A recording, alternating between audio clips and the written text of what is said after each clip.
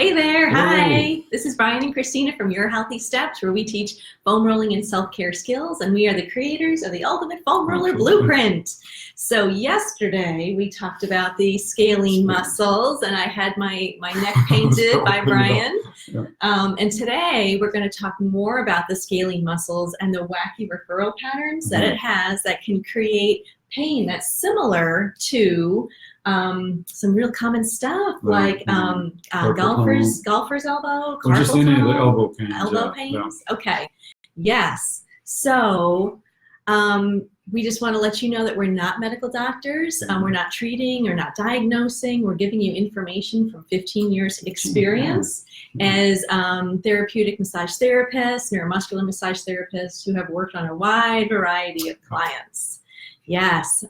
So yesterday we talked about how these scalene muscles and these muscles, I'm sorry I don't have my painting on me anymore.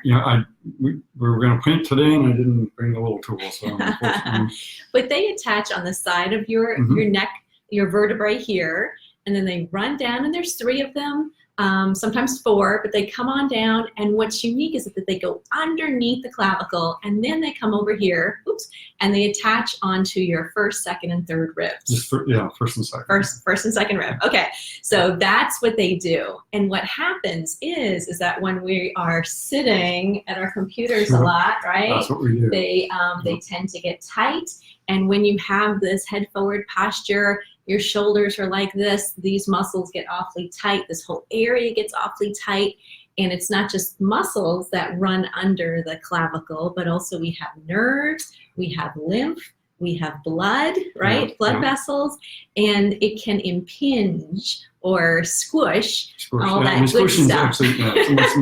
Actually, is what's happening. Okay. Maybe not technical, but we talk more about that in our Facebook Live that we did yesterday, and what I'll do is I'll link that above so you can check that out if you're having any funky feelings in your fingers, right? This might be helpful.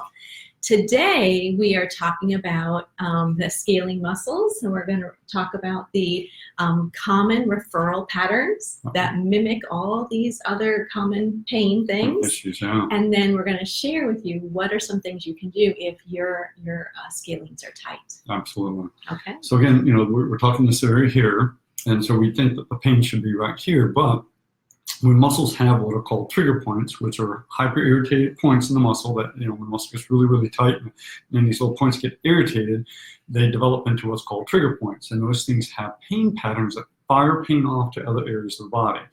And so a lot of times in the human body, when you have these irritated points, the pain doesn't stay here. It ends up firing somewhere else. And that's the same with the scalene muscles. So for the scalene muscles, you can have pain down into the chest, and it's almost like this, like a 2-cone coming down. One's going toward the center, and then the other one is actually coming down and out toward the side. So just like that. And then we have pain. I'm going to bring Christine's on just like this. And the pain you can have pain anywhere along this area. So really it's on the inside part of her bicep, coming down into the forearm, and then right into the thumb. Okay? And it just sort of the pad.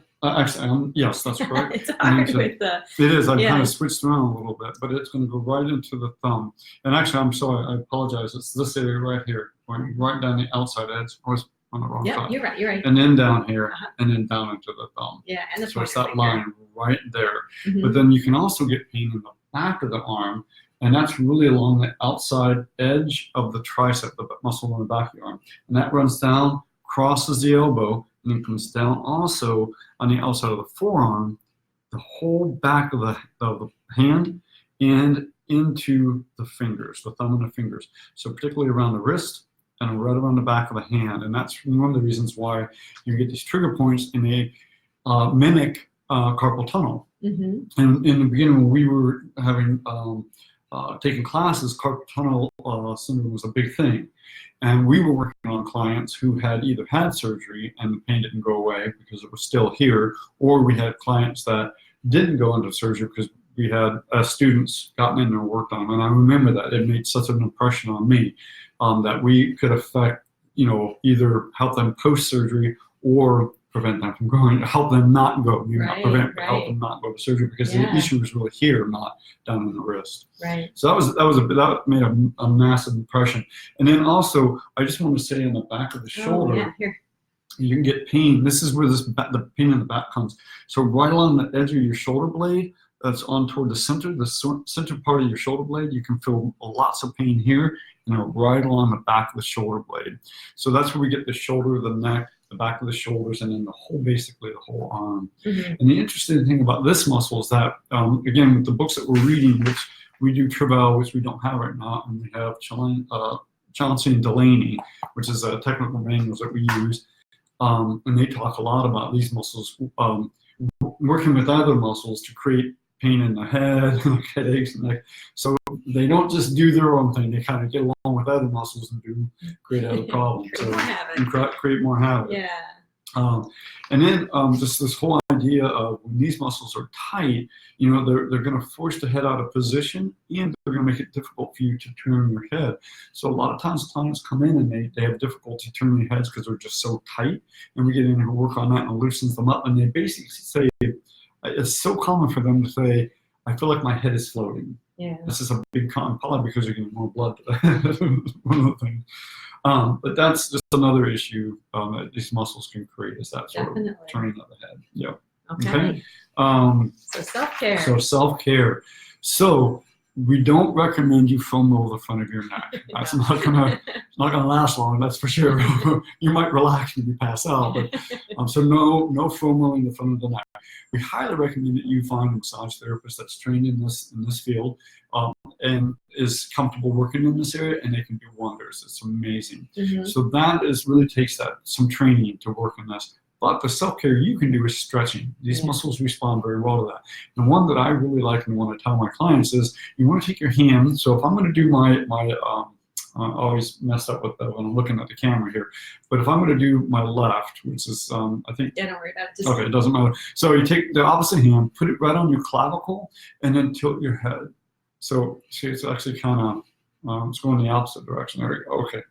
And stretching. So if my hand is on my clavicle, and I'm holding it down and tilting my head, I get a stretch right here, okay? Same thing, let's see if I can do this here. Yep, there we go. And I hold my clavicle down just gently, and I stretch this area.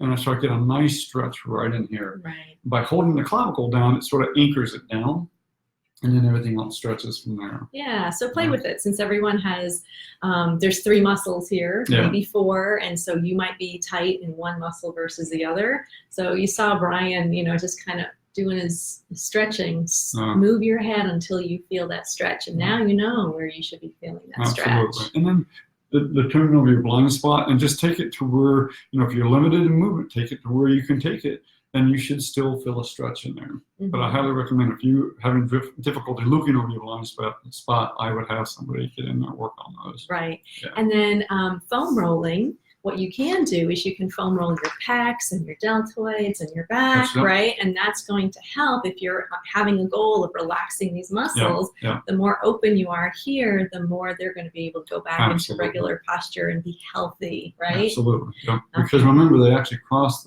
so your chest muscle actually attaches up here, and the scalene is actually attached underneath that. So they're very connected. Mm-hmm. So absolutely.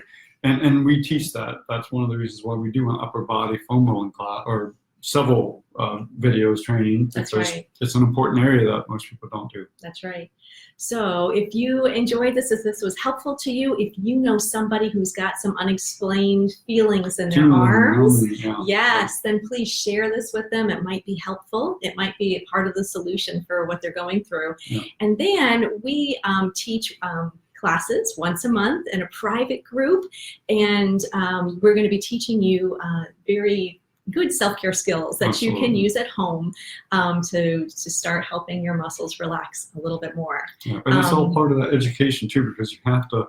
You're not going to be doctors, but if you have some knowledge, then you have more control. You understand why you're doing what why the self-care is important, right? And then, when things are possibly going wrong. Yeah, so to get notified when we're teaching that next class, to sign up for it, just drop off, just click that link, and that'll take you to our a place where you can drop in your email. Absolutely. Okay, and we'll just send you a quick little email when we're having our next We're class. having this class, yeah. Okay, so thanks so much. This is Brian and Christina from Your Healthy Steps. All right, have a great day. Bye-bye.